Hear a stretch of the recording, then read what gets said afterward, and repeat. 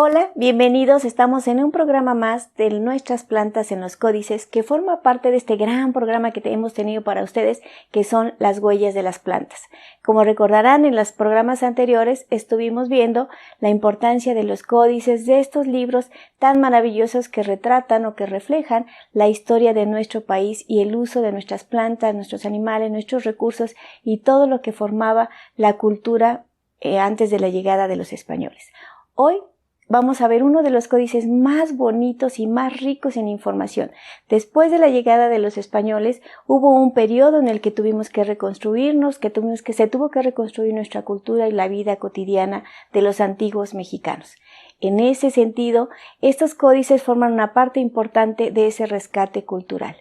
Hoy, como en la vez anterior, tenemos a dos grandes especialistas que son el Dr. Robert Bay y la maestra Edelmira Linares, quienes compartirán con nosotros todo este conocimiento que hay en uno de los libros más maravillosos, que es el Códice Florentino. Maestra Edelmira, Dr. Bay, bienvenidos. Muchas gracias. Gracias, Linda, por la invitación. Al contrario, muchas gracias por ustedes por continuar en este programa que ha tenido muchos seguidores y que esperamos que tenga todavía muchos más. Pues para empezar y entrar así como que muy sabroso a este tema que hoy nos va a entretener a todos, pues quisiéramos que empezáramos con un poco de los antecedentes. ¿Qué pasó después de la llegada de los españoles con todo este conocimiento que tenían los antiguos mexicanos? ¿Hacia dónde se fue? ¿Hacia dónde se dirigió en estos códices nuevos? Pues realmente cuando llegaron los españoles trataron de acabar con la idolatría, que era uno de los grandes problemas que ellos veían para poder imponer la cultura de la cristiandad. En este sentido, había como dos corrientes. Había algunas órdenes que querían terminar de tajo con todo eso, pero los franciscanos que llegaron, 12 franciscanos, como si fueran los 12 apóstoles, y entonces ellos tenían una visión un poco diferente. Ellos querían conocer cuáles eran las idolatrías, cuáles eran las costumbres precisamente de los naturales, para poderlas entender y entonces poderlos pasar poco a poco, digamos, a la cristiandad. En esto estaban entre las órdenes que querían terminar con estas creencias idolátricas de los dioses antiguos, cuando llega Fray Bernardino de Sahagún en un segundo grupo de franciscanos. Él llegó en 1529 y en esta época él tuvo una vivencia un poco extraña para mi punto de vista, porque él vino en un barco donde venía un grupo de naturales, de nobles naturales, que habían ido a ver a Carlos V para que de alguna manera se les devolvieran pues sus tierras, porque eran muy maltratados los indígenas. En este sentido, él tuvo la primera aproximación con este grupo de nobles, entre los cuales venía el hijo de Moctezuma Xocoyotzin. Entonces era gente muy, digamos, conocedora de su cultura, amante de su cultura y que veías que se estaba desmoronando y que fueron a pedirle al rey que por lo menos les dejara sus tierras y sus posesiones, qué sé yo. En este sentido, esta aproximación ahí empezó a conversar con ellos, a ver que pues sus conocimientos eran conocimientos muy interesantes, que la cultura no era lo que se pensaba, que era una cultura pues muy básica, digamos, sino que era una cultura muy importante. Y entonces, al llegar a la Nueva España, pues ya tenía esa visión. Y era un momento en que los franciscanos estaban haciendo como un corte.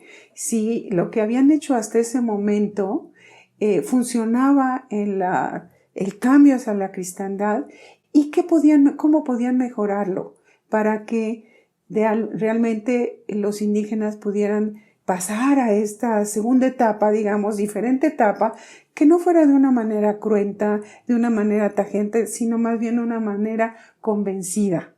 En ese sentido, le pidió en 1558 su provincial franciscano Francisco Toral que precisamente escribiese en lengua mexicana cuanto le pareciera útil, pero fíjense, para la doctrina, cultura y mantenimiento de la cristiandad de estos naturales.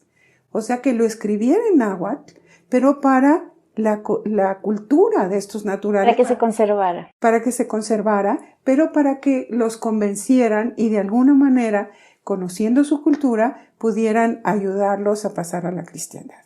Entonces ahí empieza Sahagún a poner todo su interés, énfasis, y empieza a tratar de hacer estas obras. Entonces se va a Tepeaculco, que ahora está en Hidalgo, y que en ese momento era parte del reino de Texcoco, donde casualmente existía un grupo de naturales que mantenían mucho su cultura. Y ahí él idea una forma increíble de documentar esta cultura. Invita a la gente mayor, a la conocedora de esta cultura, y los empieza a entrevistar. Y así, por eso los antropólogos lo consideran como el padre de la antropología moderna, porque empieza a entrevistar y hace una serie de cuestionarios para entender por qué las cosas. Y en ese sentido empieza a documentar todo esto sobre precisamente los dioses y todo la parte por donde inclusive empieza, y es lo que ahora se conoce como los primeros memoriales. Entonces, este trabajo para llegar al Códice Florentino llevó muchos años a Sahagún, en muchos lugares. Él estuvo en Tlalmanalco, en Xochimilco, en Tlatelolco, en Tepeaculco. Entonces, realmente tuvo una visión más amplia de lo que era la cultura azteca en este sentido, de la que hablaba náhuatl, y lo pudo documentar precisamente en el Códice Florentino. Posteriormente, después, le quitaron los documentos, una serie de vicisitudes, pasó 2 grandes pandemias, ahora podríamos decir epidemias terribles, inclusive él estuvo al borde de la muerte por cuidar a gente en su convento, hasta que en 1575, de 1575 a 1577, vuelve a transcribir sus documentos que habían sido reordenados varias veces, y es lo que ahora conocemos como Códice Florentino, que está integrado por 12 libros con diferentes aspectos cada uno de los libros, y que es muy interesante porque tiene 2,686 pinturas. Entonces, imagínate, con 2,000 folios escritos en náhuatl, en una columna en náhuatl, y posteriormente fue traducida a otra columna en español antiguo. Entonces, gracias a eso, y gracias a este gran personaje de nuestra historia, conocemos esa parte. Si él no lo hubiera hecho, no tendríamos un documento similar. Entonces, le debemos mucho los mexicanos a este fraile franciscano procedente de España, precisamente de Sahagún, y que fue educado en Salamanca, y que gracias a eso era una persona educada y tenía una visión diferente que la pudo plasmar precisamente en su magna obra, el Códice Florentino. Muchas gracias, maestra. Doctor Bay, ahorita que estoy viendo, pues realmente Fray Bernardino de Sahagún era un gran estratega, ¿no? Yo creo que eso es como finalmente se llega a conquistar a través de la educación, teniendo el conocimiento, pues, de cuáles son esas culturas a las que uno llega. ¿Cómo está integrado este Códice Florentino? A diferencia, ahorita estoy pensando en lo que comenta la maestra, estoy regresando al Códice de la Cruz Badiano, perdón, donde están todas estas ilustraciones que de alguna manera reflejaban la historia, pero esta parte del Códice Florentino es un códice que está enriquecido con la escritura. ¿Cómo fue cómo se documentó esta información que ya comentó de alguna manera la maestra, y cómo se llega a plasmar? ¿Qué esconden estos secretos? ¿Qué secretos hay en el Códice Florentino? Bueno, tú ves secretos que estamos descubriendo en el Códice Florentino. El Códice Florentino realmente es un documento único en el sentido que había en esta época, después de la conquista, muchos cronistas. Y todos, pues, documentaron de su punto de vista, del punto de vista español, sobre las creencias y la naturaleza. Desde el punto de vista de la obra de Sahagún, esa es una obra que es más desde el punto de vista émico.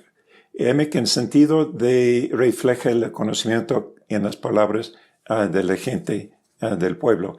A cambio, muchos de los cronistas expresaron de su punto de vista, que nosotros hicimos un punto de vista ética, interpretando que están viendo desde su cultura.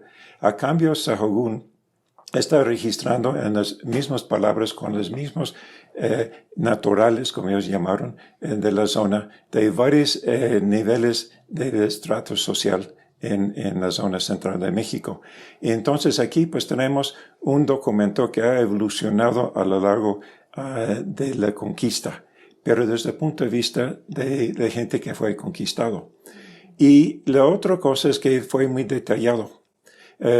Y en términos de la evolución del manuscrito, que realmente se llama la Historia General de las Cosas de Nueva España, porque el nombre Códice Florentino, como sabemos, los códices tienen nombre de dónde está depositado, quién lo compró. Entonces está en Florencia, no está en México. Entonces realmente el documento original es sobre cosas de Historia General de las Cosas de Nueva España. Entonces, para los biólogos es como el primer manual sobre la flora y fauna o la biodiversidad de México, y desde el punto de vista de los habitantes. Entonces aquí, pues, los tranquilos, pues, documentaron en términos de ilustraciones, y varios sabios, tanto alumnos como curanderos, como autoridades, registraron en su lengua. Y inicialmente, en la 1530-40, fue un documento en 3 lenguas, porque en parte fue asemblado en Tlatelolco, en la cual pues estaba español, náhuatl original, y también latín, porque el latín era la lengua de los sabios. De los sabios, claro. Pero luego, pues Sahagún realizó, pues ya era mejor y más eficiente, y nada más tenerlo en español y en náhuatl. Entonces, pues fue documentando todo eso. Y en particular, si leemos en el primer libro, donde da la introducción, él dice, en esta obra, como una red barrendera, para sacar a luz todos los vocábulos desde esta lengua, con sus propias y metafóricas significaciones. Entonces, esto es importante. No es nada más registrando qué está viendo, está registrando qué significa para ellos, ¿no? Todas sus maneras de hablar y las de sus antiguillas, buenas y malas. Y esa es cosa interesante, porque a veces encontramos cosas que están en náhuatl, pero no están en español. No se tradujeron, doctor. No. Y también tenemos ilustraciones que fue importante para la cultura, pero está en náhuatl, no está en español. Oye, pero aquí viene lo que decía Linda, de que era una estratega, porque gracias a esta posibilidad de no traducir al español antiguo, salvó el códice, conservó, porque como los españoles no podían leerlo, no era un documento, no era un peligro, que atentara, digamos, a la política de esa época, ¿no? Y esto es importante de 2 sentidos. Por un lado, su documento al final, pocos años antes de su muerte, fue confiscado y fue sujeto a la Inquisición.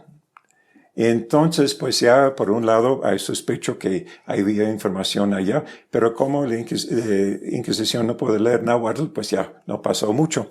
Pero la segunda cosa más importante es que tenemos que recordar cuando llegaron los españoles, en la zona central de México había 22 millones de personas viviendo aquí. Cuando llegó Sahagún había nada más 15. 10 años después, una década después de la conquista, perdió una gran cantidad de la población. Y cuando él terminó, que hoy en día el Códice Florentino, había 1 millón. ¡Qué barbaridad! Entonces, en esta época fue de 22 millones a 1 millón de personas en la parte central de México. Entonces, perdió mucho conocimiento a la trayectoria. Entonces, su obra es fundamental en el sentido que está rescatando y documentando información que ha sido perdido y que tenemos hoy en día en las culturas de pueblos originarios en México. Es nada más una fracción que había debido a la muerte de las personas que vivió en esta época. Pero esa muerte fue, por un lado, por las grandes pandemias que hubo. Y que, bueno, no solamente fue la viruela. Parece ser que una de las grandes pandemias fue algo similar a la tuberculosis. Y entonces, inclusive los tlacuilos de Sahagún se morían, los alumnos de Tlatelolco se morían. Y es cuando él entra a apoyarlos y también se enferma, pero finalmente sobrevive. Entonces, estas pandemias, ahora que estamos en un momento de pandemia, han sido cíclicas en nuestra historia.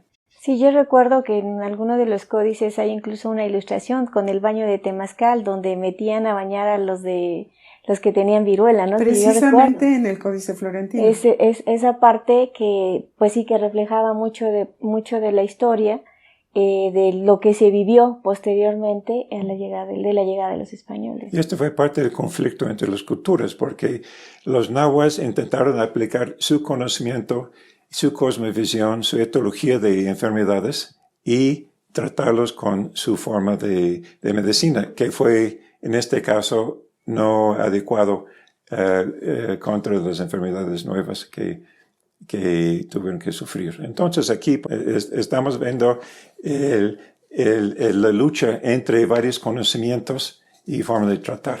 Entonces, pues aquí el Códice Florentino nos da una perspectiva que los otros cronistas no documentan. También otro aspecto del códice es que tenemos ilustraciones que nos permitan identificar ciertos aspectos, ciertas características de las plantas y animales que fueron importantes por los habitantes, que en ciertas formas a veces son diferentes desde el punto de vista científico de la época. Entonces, aquí no es nada más las palabras, los nombres indígenas y otras características, pero también tenemos ilustraciones que podemos utilizar. Y esa es una clave fundamental para interpretar los códices prehispánicos, porque se acuerdan que los códices prehispánicos no tenían letra, porque no había una lengua escrita. Era nada más por la presentación de las características físicas sobre el papel de amate y otros medios. Entonces aquí es uno de los retos para nosotros es combinar los pocos restos de la bibliografía náhuatl prehispánica con los primeros documentos que nos permita entender la transición y evolución del conocimiento de la naturaleza en México. Además, en el códice, los dibujos que menciona Robert son dibujos con más colorido, a diferencia de los anteriores. Eso me iba a preguntar, ¿cuál era la diferencia? Con más colorido. Por ejemplo, en el caso de Zacatlascali, que daba los amarillos y que es la cúscuta, que nosotros es una planta de la familia de las convolvuláceas. Estos espaguetis amarillos que crecen sobre los árboles, pues de ese se sacaban los amarillos y los cafés. Entonces ya había un gran conocimiento de la extracción y de la conservación de los colores, porque depende de cómo lo utilizaban y con una mezcla de un producto de una orquídea que es el zacutli, podían fijar de alguna manera estos tintes. Ha habido grandes estudiosos de los tintes, entre los cuales está la doctora Diana Magaloni, que ha hecho estudios muy interesantes, inclusive químicos, para llegar al fondo de los tintes. Y ella nos comenta que estos tintes no solamente es el rojo y le pongo el rojo, no, depende de lo que se tratara de incluir. Podía ser un rojo de cochinilla, podía ser un rojo de matita, podía ser un rojo de Hematoxylum campechanum. Entonces había varias formas, y porque estas plantas tenían relación precisamente con los astros, con la forma de vida, con el inframundo, etc. Y gracias a eso, estas ilustraciones no solamente es rojo o amarillo o café, sino que tiene que ver con el significado que habla Robert, que es el significado de los naturales en un dibujo de una planta. Entonces, este documento es único. No existe ningún otro documento en el mundo que tiene esta combinación de cosas. Y como mencionaste al inicio, hay muchos secretos y seguimos descubriendo secretos de este documento. Desafortunadamente, pues no está aquí presente en México, entonces hay limitaciones. Claro. Sin embargo, la ciencia sigue avanzando y poco a poco estamos aprendiendo más. Y para nosotros, como botánicos, es importante que esta información, este documento, revierta a las comunidades aquí en México hoy en día y podemos reevaluar este conocimiento que es fundamental para identificar las culturas mesoamericanas. Sí, es muy cierto lo que comentan. A mí particularmente el Códice Florentino me parece como un libro mágico, como una historia sin fin, así la veo.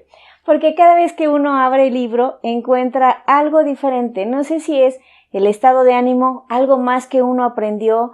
Es un libro que refleja mucho desde diferentes formaciones académicas, pues conocimiento. Entonces yo lo veo y digo, esto no se había visto antes o lo vuelven a ver. Creo que es una historia sin fin y una serie de interpretaciones que permiten a lo largo de la vida de todos nosotros pues aprender más de dónde están nuestras raíces, ¿no?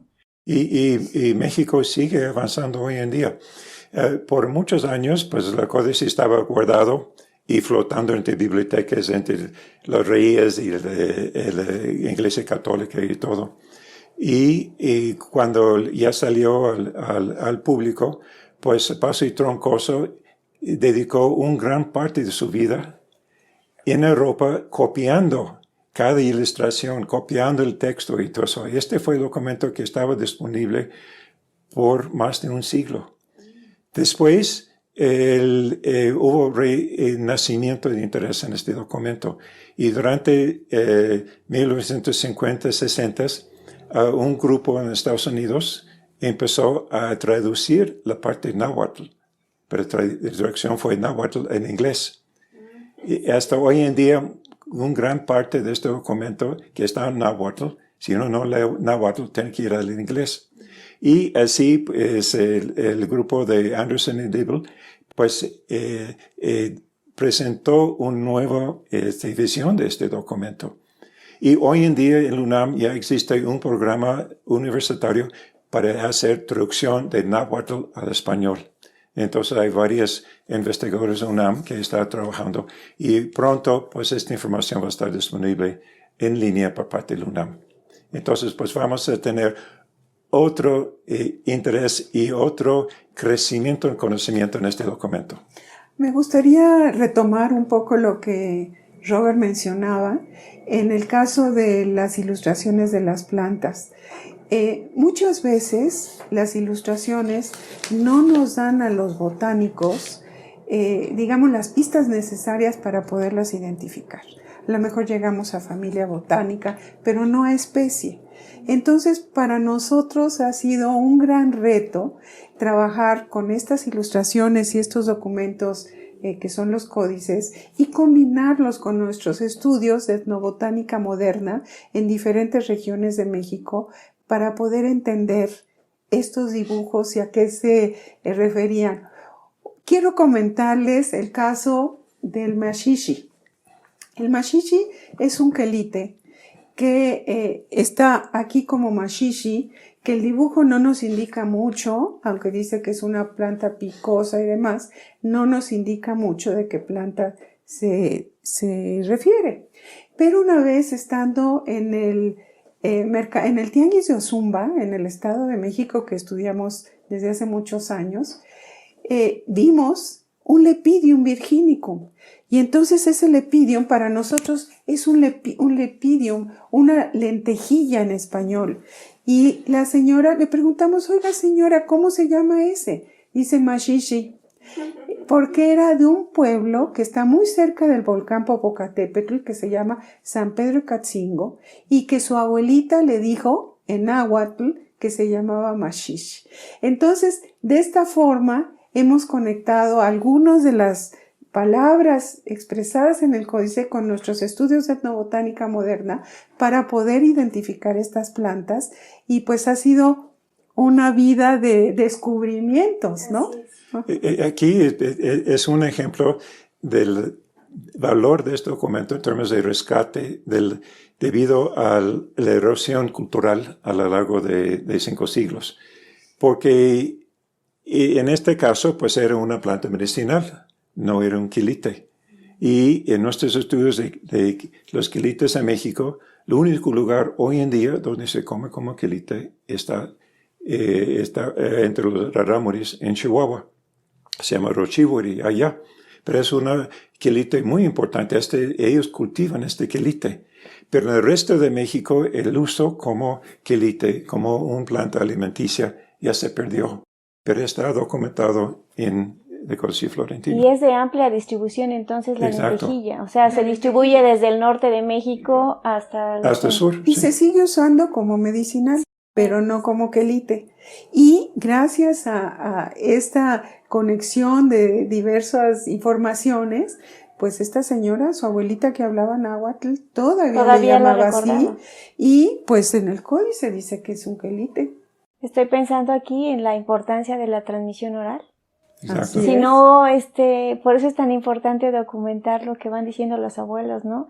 Porque ahorita me estoy regresando a esto del inicio, cuando Fray Bernardino de Sahagún inteligentemente buscó a los sabios, ¿no?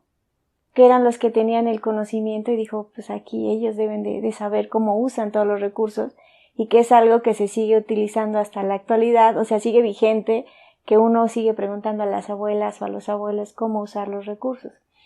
En este sentido, ¿cómo está dividido? O sea, me quedo pensando en que este libro, el título del libro, ¿no? Las cosas generales de la Nueva España. En ese sentido, ¿qué contiene ese libro además de las plantas? O sea, ¿cómo está dividido? Y cómo nos podrían hablar, por ejemplo, de algunas plantas que se sigan utilizando hasta la actualidad, que sean tan importantes en los códices, en ese códice sobre todo. En principio, es una combinación de varios manuscritos que fue editado y copiado a lo largo de varias décadas. Y ese es uno de los retos para los académicos que se dedican a estudiar documentos, y al final de cuentas han detectado que pues había varios escritores, varios tlacuilos y varias manos que estaban dentro de este documento. Entonces no es un documento escrito y dibujado por Fray Bernardino de Sahagún. Fray Sahagún realmente fue editor, compilador, fue organizador de todos estos entes. Por eso tenía este nombramiento como el primer antropólogo o padre de antropología y etnografía mexicana. Y en este caso su organización nos permite estudiar, pero allá pues tenemos en unas categorías muy grandes y de cierta manera reflejando su interés entre ellos. Por ejemplo, hay un libro sobre el calendario, hay otro sobre varias dietas de la cultura. Hay otros sobre las ocupaciones de la gente, que hace una persona que vende en el mercado, que hace una persona que se dedica a talar el bosque, y todo este tipo de actividades de vida cotidiana, además de la parte ceremonial. Y también el último libro, el libro 12, está sobre la conquista mismo. ¿Cuál fue la percepción de los conocedores y los miembros de las varias culturas mexicas, porque realmente tenemos que recordar que fue una agrupación de varias culturas en el centro de México sobre la conquista? Y muchas veces, pues que está en español no necesariamente está en náhuatl, ¿no? Claro. Y entonces aquí varios académicos han sacado hasta libros enfocándose nada más a un libro. Para nosotros, el libro 11 es que tiene la gran parte, es como el manual de la naturaleza en México. Sin embargo, utilizando los nombres que está presente en este libro, podemos encontrar que las plantas están mencionadas a lo largo de todo el libro. Por ejemplo, los varios tipos de quelites que forman dos párrafos en un capítulo en el libro 11, realmente está mencionado también en la sección dedicado a los varios oficios. Entonces, el oficio de vender nopales, el oficio de vender verduras, de vender tunas. Los buenos y malos vendedores de cacao. Sí, exacto. Entonces, pues ya, entonces, podemos ver que pues había, antes de la conquista, había todo un control de los productos vegetales o todos los productos que vendió aquí en México. Pero no solamente decía los buenos y los malos vendedores de cacao, sino documenta las trampas que hacían los malos vendedores para hacer que su cacao pareciera de primera, siendo que era roto y malo. Todo lo que hacían es que lo tostaban, que lo hervían, que le ponían cierto barro de cierto color. Imagínate, todas esas trampas las documenta, pues porque el cacao era un tesoro en ese tiempo. Tesoro, sí, era claro. el momento donde el dinero se daba en árboles, ¿no? Como han dicho. Entonces, en ese sentido, él documenta todo esto y inclusive lo ilustra.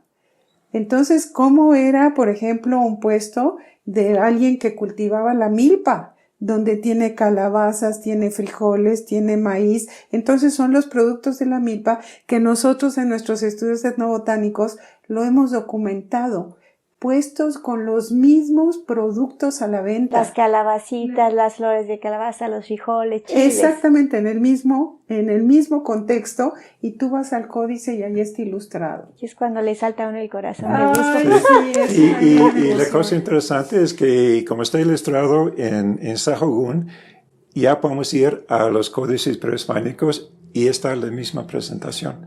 Entonces, este códice es como un puente, da continuidad entre el mundo prehispánico y el mundo conquistado aquí en México. Entonces, sin este libro será muy difícil de interpretar los otros documentos que han sobrevivido de la época prehispánica y también modificar las crónicas que fue registrado por los españoles que no entendieron la cultura mexicana.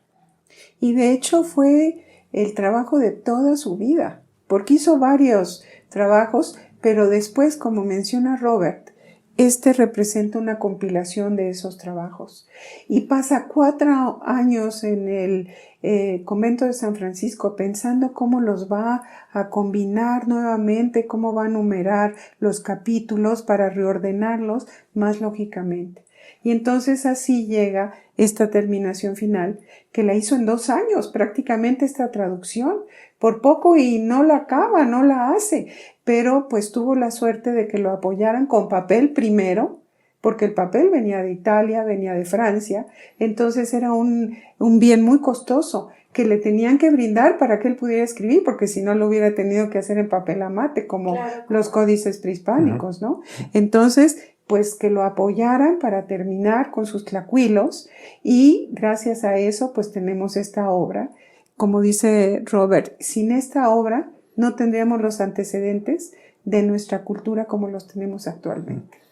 Ahora, la estructura del libro per se es muy ordenado. Como menciona Ermira, él tuvo la oportunidad, después que la Inquisición le dejó tranquilo, de ordenarlo en mejor forma. Y está hoy en día encuadernado en 3 volúmenes. Y él va desde el libro 1 hasta el libro 12. Pero cada libro pues ya tiene capítulos. Y después cada capítulo tiene una serie de párrafos. Entonces el párrafo está enfocado a cierto tema. Y dentro del libro final tenemos 2 columnas. Tenemos una columna en español y otra columna en náhuatl. Y dentro de las columnas tenemos ilustraciones. Algunas ilustraciones son muy detalladas, con muchos tipos de colores y todo eso que mencioné. Mira, que hasta los colores refleja la cultura en términos de los valores de las imágenes que está representando. Pero también hemos encontrado que para las cosas que fueran más importantes para la cultura, a veces tenían más un pequeño párrafo en español. O sin español. O sin español también. Y tiene páginas y páginas en náhuatl. Y con unas ilustraciones fantásticas. Ahora, desafortunadamente, en el caso del libro 11, que tiene la parte de biodiversidad mexicana, pues empieza a tener ilustraciones muy coloridas y al final está en blanco y negro. Como este libro fue al final de este proceso, porque él murió en 1589 y pues ya pasó el documento a Europa y ya quedó guardado. Por muchos años, por muchos años. Pero de hecho también lo hizo un poco carrereado. Sí. En 2 años se pasó de todos sus documentos a lo que ahora tenemos. Entonces no le dio tiempo de colorear todo y al final pues tenemos ilustraciones no detalladas. Por ejemplo, la sección de maíz, la sección de nopales, la sección de varios árboles, etcétera, está en blanco y negro. Sí, y yo me imagino también que pues eran varios los tlacuilos que iban ilustrando. También como hasta ahora pues debieron de haber diferentes percepciones, técnicas de cómo ilustrar y algunas habrán más a detalle, más coloridas y otras menos también, ¿no? Y no solo de ilustraciones, también del texto. Se pueden ver varias letras. Sí, es interesante porque hay algunas ilustraciones que los expertos en iconografía y todo eso documentan que fue hecho por los tlacuilos en la época de llegada de Sahagún, en 1530, algo así. Sin embargo, en algunas ilustraciones al final, para Amoranto, ¿no? Hay como una docena de tipos de Amoranto, desafortunadamente por blanco y negro, nada color. Pero hoy en día nosotros decimos, pues es nada más Amorantos hipocondriacos de alegría y cosas así. Pero realmente hubo mucha diversidad en esta época. Sin embargo, hay unos allá que tienen unos dibujos de unos bichitos, unas caritas y todo eso, que fue escondido dentro de la matriz de la ilustración. En el caso del Xicotzapotl, es una ilustración maravillosa, porque tiene al polinizador, al jicote. No es que se llama chico zapote, sino zapote del jicote, Xicotzapotl, porque en este sentido era el que siempre rondaba al árbol porque es el polinizador. Claro. Entonces nosotros es traducido como chico zapote, pero era Xicotzapotl. Y la ilustración tiene al jicote. O el zapote negro, que tiene una ilustración de una totolita, un pajarito, una palomita silvestre, porque también tenía relación con el árbol. Entonces aquí vemos lo que menciona Robert de los bichitos escondidos, o en el caso de los tintes, tiene 2 secciones en la misma ilustración, el árbol con la cúscuta y luego el dibujante, el tlacuilo, utilizando el color. Entonces, como que era una ilustración, te daba idea de muchas cosas. Del entorno. Del entorno por un lado y luego cómo se utilizaba. O en el caso del zacutli, cómo se cultivaba. Sí, pues que me llama la atención, por ejemplo, en uno de los párrafos allá, habla de las plantas que emborrachan. Las plantas que hoy podemos decir con esas plantas psicotrópicas. Y allá es muy interesante porque el peyote, que hoy en día mucha gente habla de, pues, peyote son las plantas sagradas de los huicholes y tan importante y todo eso. Está peyote allá. Pero el peyote que está ahí ilustrado, obviamente es asociado con el diablo y todo eso. Es una peyote que nosotros llamamos un botón de peyote, un mezcal. Es una peyote, el tallo cortado y secado como un collar. Como ensartadito. Exacto. Y obviamente esa es la única cosa que los mexicas conoció como peyote. porque fue traído seco del norte, porque aquí no crece naturalmente. Claro. Entonces, fue una planta que fue traído aquí. Todavía no entendemos cómo fue utilizado en las ceremonias, pero obviamente era para comunicar con dioses en otra forma.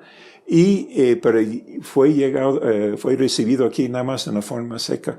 Entonces aquí muestra la importancia de los Pochtecas. Este grupo sagrado en la sociedad mexica que fue viajando hasta hoy en día conocemos como Colorado, Utah, Arizona, Nuevo México, intercambiando sus productos. Y estos productos del norte llegaron aquí. Y entonces aquí, en el caso de Peyotl, es la planta seca. Y los mexicas nunca supieron que era la planta en viva. Qué interesante, a mí eso me da mucha emoción porque piensa uno en todo el mercadeo que se hacía en ese tiempo y también en lo complejo que debe ser la interpretación para llegar a entender que realmente si uno nunca ha visto a lo mejor el peyote seco, pues poco podría darme idea de qué es eso. Solamente a lo mejor ya viendo la traducción o el escrito de como dice el Dr. Bay, de estas plantas que de alguna manera psicotrópicas o medio alucinógenas, podía uno determinar. Y ya voy a llegar aquí porque tengo que decirlo, el Dr. Bay es aquí uno de los, bueno, yo siempre voy a decir que el especialista en los toloaches, y aquí quiero hacer hincapié porque esta es la pareja perfecta, de que estamos viendo ahí al fondo, uno de los bordados del toloache, que seguramente hizo la maestra Edelmira, es muy buena bordadora. Y Dr. Bay, ¿qué nos puede decir del toloache? Porque sabemos que ha sido una planta sumamente importante en la cultura mexicana. Sí, pues toloache es una planta fascinante en el sentido que puedo utilizarla para varias aplicaciones y también entrar en varios mundos. En este caso, la parte artística, pues Edelmira, pues ya siempre me regala cosas auténticas y únicas. Y entonces, pues aquí, pues ya tenemos algunas ilustraciones. En parte fue inspirado porque mi asesor, Richard Van Schultes, que estudió peyote en Estados Unidos, después vino a México para estudiar los hongos mágicos y cosas así. Después fue a estudiar las Amazonas y un día cuando estábamos visitando a Dr. Schultes y su esposa Dorothy en Massachusetts, Dorothy enseñó a Edelmira que ella hizo bordados de plantas también, de la Códice Florentino, de la Cruz Badiano. Entonces, pues, Edelmira se inspiró y pues hizo algunos de la Códice Florentino. Entonces, doctor, ¿nos podría explicar cómo se ve la ilustración y qué es lo que estamos viendo en este libro del Códice Florentino? Pues, aquí tenemos el libro que tiene que ver con las plantas que emborrachan. Las plantas que provocan cambios mentales, que fue muy importante tanto para la curación física como la curación mental, espiritual. Y aquí pues tenemos algunas plantas. Aquí en particular tenemos el toloache. Y aquí pues es uno de mis regalos aquí de la maestra Edelmira. Que se ve muy fue bien. Inspirado en esta ilustración. Aquí abajo tenemos el toloache que podemos identificar claramente por la flor y fruto y cosas así. Y el curandero está aplicándolo a la espalda de un paciente. Y sabemos que hasta hoy en día está utilizado como antiinflamatorio y tiene propiedades que hasta la fecha no hemos identificado químicamente, aunque llevamos 30 años estudiando la planta. Aquí también, aprovechando en este grupo, tenemos aquí un indígena que está tomando agua. No sabemos qué es, hasta que vemos que es esta planta aquí. Y aquí están los botones de peyote. Y esta es la forma que los náhuatl recibieron la peyote del norte, porque es una planta de desierto.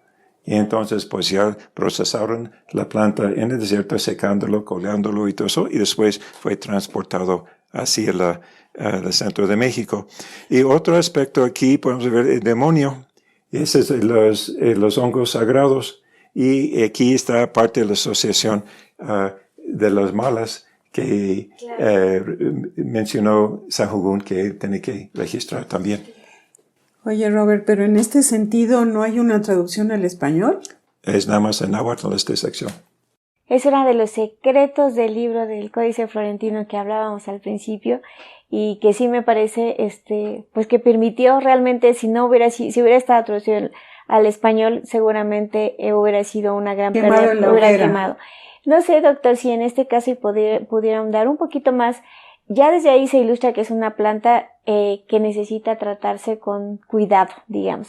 Actualmente, el uso del toloache, cuando vemos esta información que de alguna manera se ilustra, el toloache sigue siendo una planta de riesgo, no se debe de usar con cierta precaución. Exacto. En el uso en la medicina tradicional en México, pues seguimos utilizándolo con cuidado, pero de una forma segura, como una aplicación tópica. Externa, no ingestido. Si hay una ingestión, puede provocar problemas serios hasta la muerte, porque esos alcaloides trabajan sobre el sistema nervioso que puede, en un caso de una sobredosis, parar el sistema nervioso y después para la respiración, para el corazón y todo. Entonces es una... Pero no es reversible, ¿verdad? No es reversible en dosis altos. En dosis medianos, no es tóxico, no provoca muerte, pero provoca entoloachamiento. ¿Qué quiere decir? Las mujeres entoloachan a los hombres para controlarlos. Entonces, pues sigue moviendo físicamente el hombre, pero mentalmente ha perdido su voluntad. Entonces, eso es porque los alcaloides se quedan en el sinapsis, en el sistema nervioso, impide la transmisión de las señales en el sistema nervioso. Entonces, la persona puede pensar claramente, pero no puede actuar. Y en dosis muy pequeños, en ciertas sociedades, ciertos grupos indígenas, hasta hoy en día, se utiliza para transformar el niño a ser hombre. Y ese ha sido el uso en toda América, en la época prehispánica, en términos de iniciación de un niño para ser hombre, porque provoca un trastorno mental en la cual él puede llenar con los valores de los ancianos que están dando instrucciones durante la ceremonia, pero siempre tiene un contexto ceremonial con un control muy estricto. O sea, digamos que no lo debe de digerir nadie, o sea, no. Ni en dosis. Realmente, como alguna vez comentamos, el uso de las plantas medicinales es muy bueno, pero las dosis es lo más importante. La dosis y el contexto ritual. Sí. Porque tienes un guía que sabe qué dosis y cómo actuar en cierto caso, y porque cada persona reacciona diferente. Sí. Y en el caso de toloache es parte de la familia Solanaceae, donde hay muchas plantas sagrados. Vamos a ver en otra planta sagrada que es la copa de oro. Y hoy en día, si vemos su papel contextual culturalmente, es el opuesto de peyote. En la cosmovisión mesoamericana siempre tenemos los opuestos, de noche y el día, como yin y yang en el concepto chino, ¿no? Y entre los huicholes, hay grupos de huicholes que tienen su ceremonia alrededor de peyote. Hay otros grupos de huicholes que tienen alrededor de kiri. Kiri es el toloache en español, o derivado del término náhuatl, y también el solano de la copa de oro también está en el grupo de kiri, y esto está ilustrado en otros códices. Y gracias a conocimiento el contexto histórico y su importancia cultural hoy en día, podemos interpretar la evolución y desarrollo de conceptos de plantas en el mundo espiritual. ¿Qué te parece que veamos los quelites? Ok, vamos a ver quelites aquí.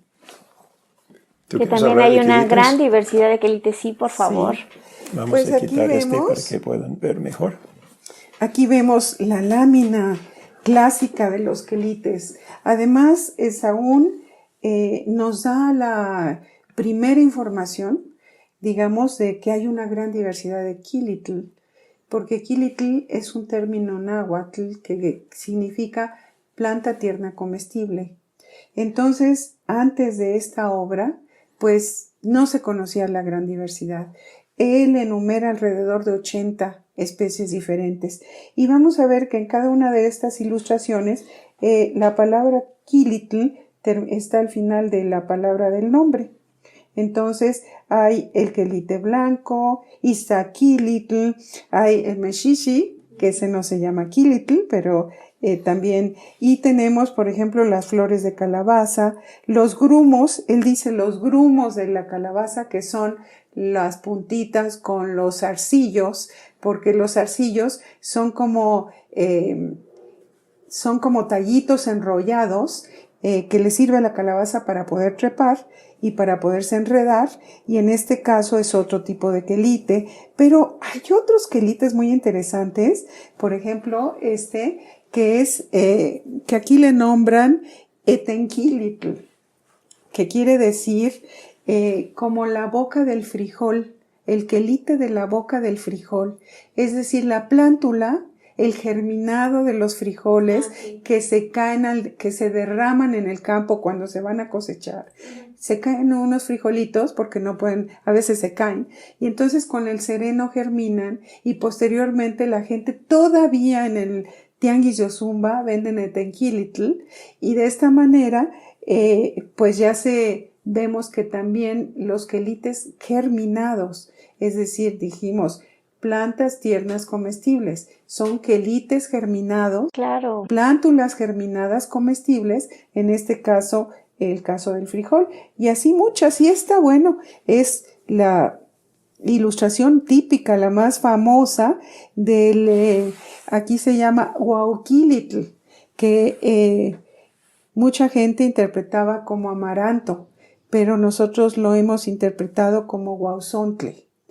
Aunque se ve rojiza la inflorescencia, bueno, es que hay huauzontles que con el tiempo, digamos en el invierno, como muchas otras plantas, se ponen rojizos. Entonces, era una planta muy importante. Después hay toda una sección de los huauzontles y de los amarantos, porque eran muy importantes en la dieta del México prehispánico. Inclusive, había una ceremonia de las primeras a lo largo del año donde se consumían bolas de quelite, de este quelite, del huauzontle, se hacían bolas, bueno, de huauquilitl, en este caso que son las plantas tiernas, y aquí nos dice él que se consumen las plantas tiernas y también las inflorescencias. Entonces, como mencionábamos hace un momento, en un dibujo, él nos está explicando pictóricamente, bueno, un tlacuilo, nos está, que también las recolectan tiernas, así como ya maduras. Ya maduras. Entonces, de estas se hacían las bolitas de quelites para la ceremonia, para que los niños crecieran bien. Entonces, bueno, aquí tenemos una sola ilustración. Con mucha información. Con mucha información, por un lado, y como mencionaba Robert, en otras secciones de las fiestas está esa ceremonia de las bolitas de quelite. Otra cosa interesante aquí es que en esta ilustración podemos resumir el sistema de producción agrícola en México, porque en el sistema europeo normalmente es nada más un monocultivo que tiene una sola cosecha al final del ciclo.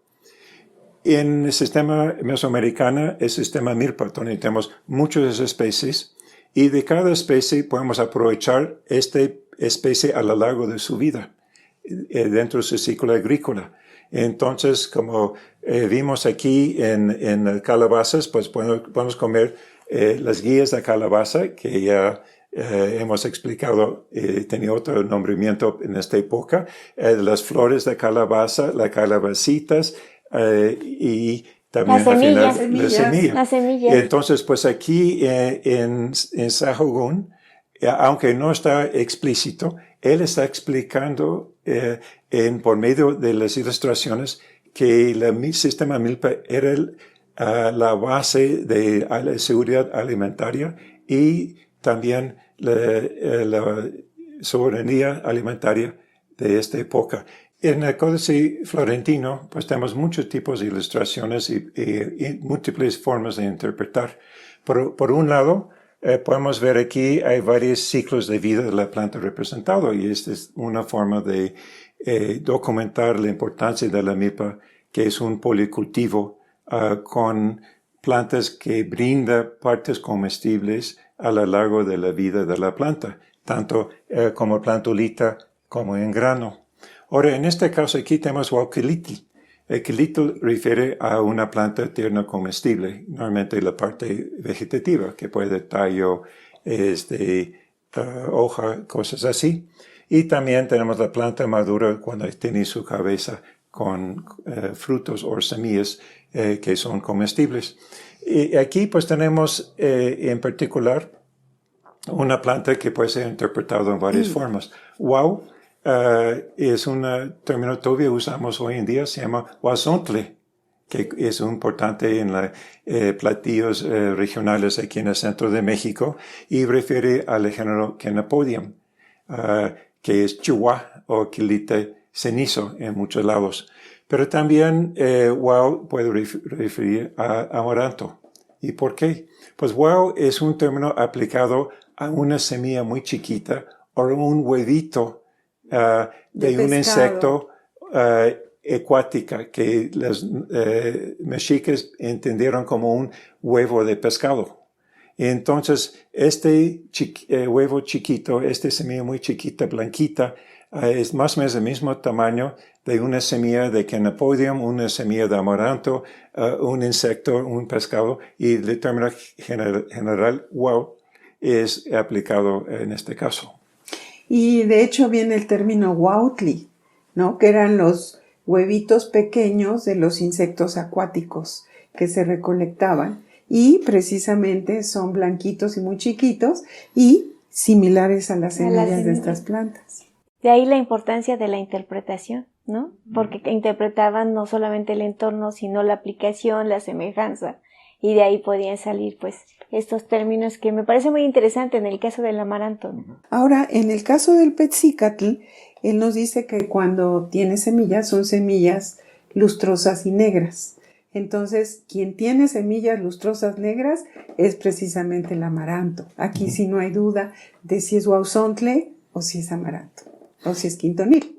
Y en México tenemos varias especies que tienen semillas, tanto blanco como negrito, que ha sido comido, ha sido un alimento en la dieta en el pasado.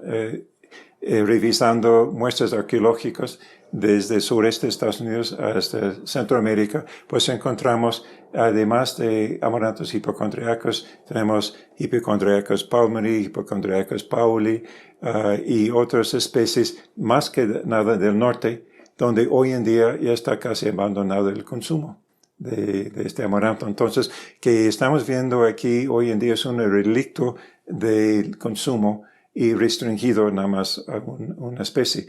Pero realmente este término genérico fue aplicado a todo un grupo de plantas. Ahorita que estoy viendo lo del códice y las ilustraciones de los quelites, maestra, ¿cuántas plantas se piensa que son quelites en la actualidad?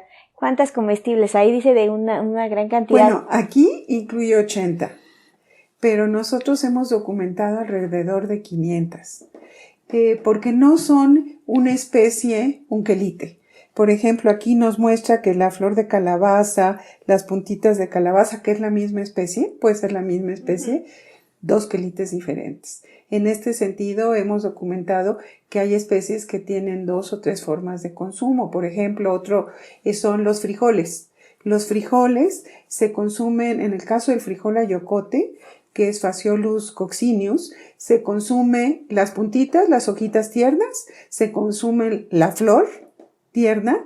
Entonces, en este caso también tiene 2 quelites de la misma especie. Hemos documentado alrededor de 500 y todavía falta mucho por saber, porque hay lugares donde hemos ido y hemos encontrado nuevos quelites que no teníamos idea que existían. Y no quelites pequeños, quelites con hojas grandes. Por ejemplo, cuando fuimos al Triunfo, nos dijeron de un quelite que era un quelite con una hoja gigantesca. Lo consumimos, bastante sabroso, era un senecio. Sí, bueno, después de ver la planta y comerlo, dimos cuenta que era un senecio, que es una planta tóxica. Pero Sí. la señora, la cocinera local, sabía cómo prepararlo bien. Y por eso, en parte, es importante este documento, porque estamos viendo que en ciertos casos hay unas plantas, como mencionamos en el caso del Lepidium, que es una especie con amplia distribución en México, pero hoy en día está consumido nada más en un lugar. Pero sabemos que hace 5 siglos fue consumido aquí. Y a cambio tenemos unas especies endémicas que crecen nada más en un lugar muy específico aquí en México. Y tenemos varios ejemplos que estamos estudiando hoy en día en la Sierra Tarahumara. Pero hace como 3 años, en el mercado local aquí en el centro de México, encontramos un quelite escondido y la marchanta no quiso mostrarlo.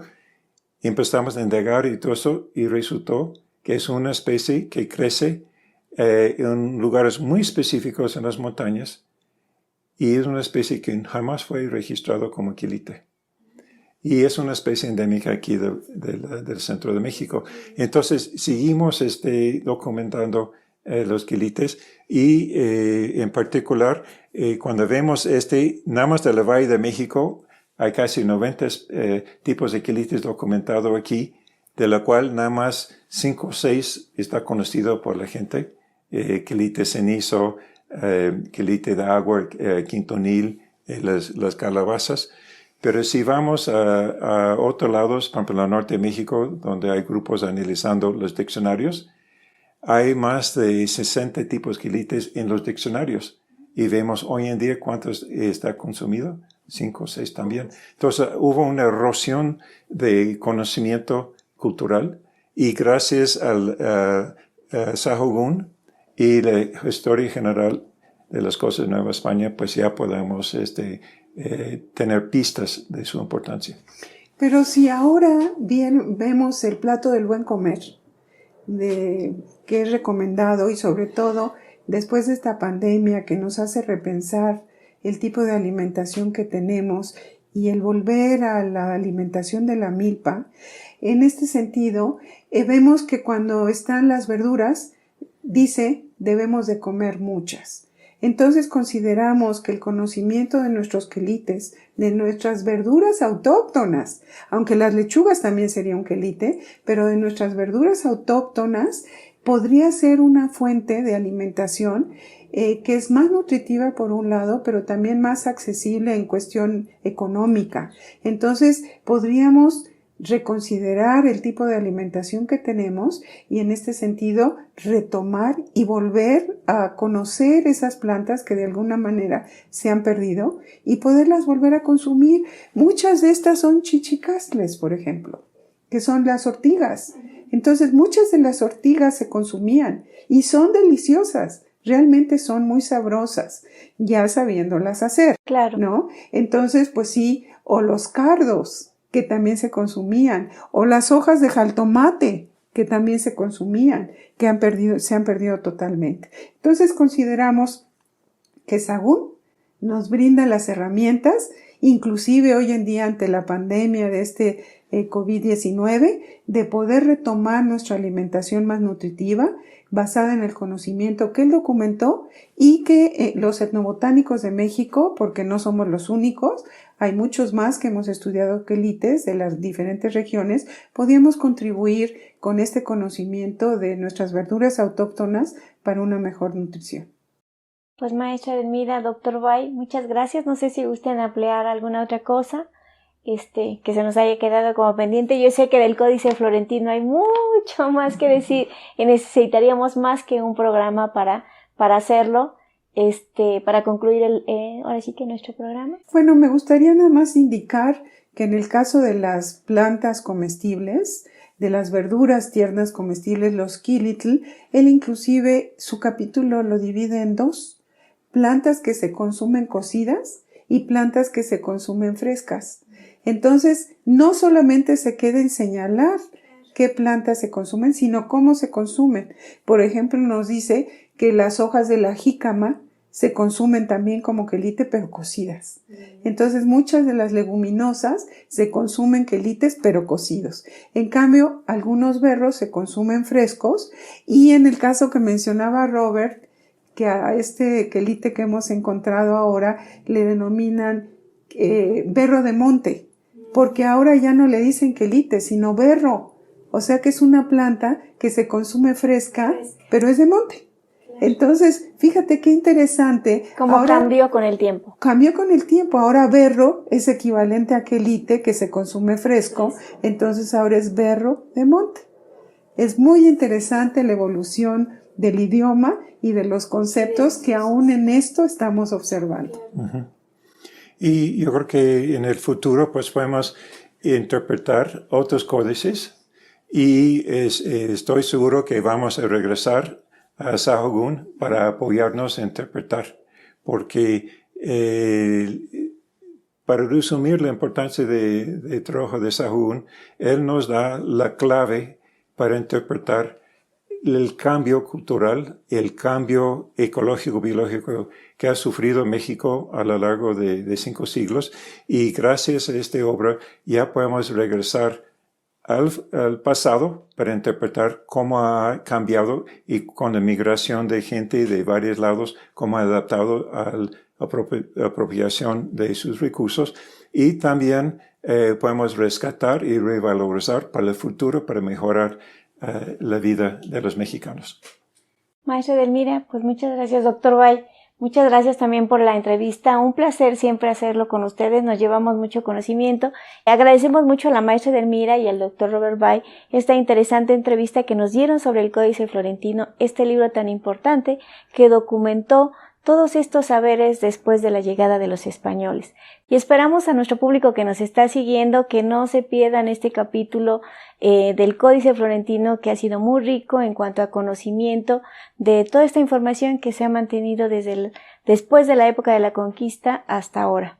Síguenos en otro de nuestros programas de las plantas en los códices, que forma parte de este gran programa Las Huellas de las Plantas, y seguramente vamos a tener cosas muy interesantes para ustedes.